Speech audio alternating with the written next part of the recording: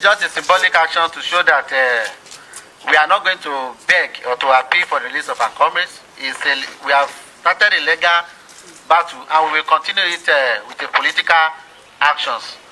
Thank you very much. We are here to inform all Nigerians that Nigeria is no longer a democratic nation. It has become a banana republic. It's being governed with iron fist. We have full-blown tyranny. We have a despot in government today named Muhammadu Buhari, and they are making no pretense about it. But why this is very, very despicable is that a church is involved. A church has colluded with the Nigerian state to hand over innocent protesters to the lawless state security services that styled itself as DSS. So we have met with the pastor and discovered that he was playing games with us. He lied, and I'm emphasizing it. He lied that his church security was not involved in the arrest. But we have ample evidence that not only did they get involved, they actually physically brutalized these protesters simply because they were wearing the kind of t-shirt I'm wearing now to church. And if it is true, as they claim, that they had no hand in it, why didn't they issue a statement, a condemnation, saying that the DSS must release these people? There's no of such communication to the public from the church.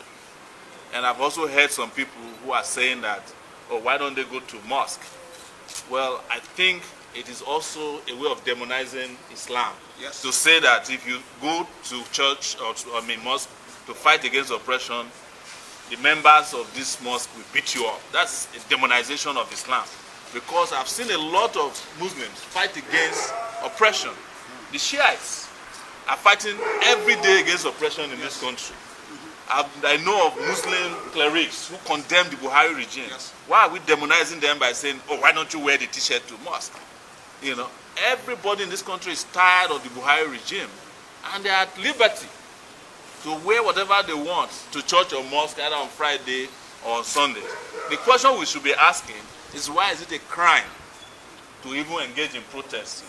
Whether it's in a church, in a mosque, or in a school, and you now know.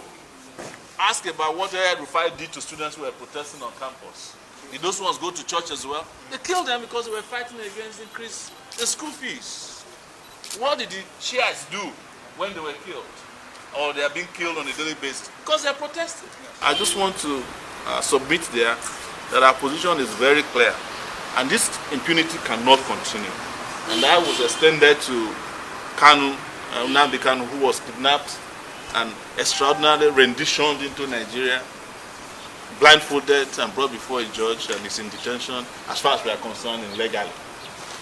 It involves Ezakizaki, who has been in detention for almost 6 years now, simply because members of his church were protesting and they claimed they blocked the road and they touched the chest of a general. You killed over 300 of them. This also includes members of the agitators of Yoruba who were picked up in the middle of the night when the SSS engaged in a murderous invasion of Sunday Igboho's house in Ibadan. And NSAS members who are still wallowing in detention, as well as students in Kaduna who recently were engaged in peaceful protests against school fees, who have been languishing in detention now for almost 2 weeks. For clarification, you say a protest will be holding at the Dunamis church? Definitely, a protest will be holding at Dunamis church. We are going to call on, responsible Nigerians, people who understand the, importance of human rights, because we can see clearly. This is clearly. Let's be honest, as Christians. I'm not a Christian, but as Christians, for us to be honest, we understand that this is clear violation of people's human rights. And so the right response to this is a protest, a resistance. And so this has, fueled our decision to protest on Sunday. Buhari ya shiga uku sha biyar. Kuma muna kare gayawa cewa idan Buhari bai sake Nnamdi Kanu idan bai sake mutane da ya kama a gidan Sunday Igboho ba, idan bai sake wa'inda aka kama a Kaduna ba, idan bai sake yan makaranta ba, idan bai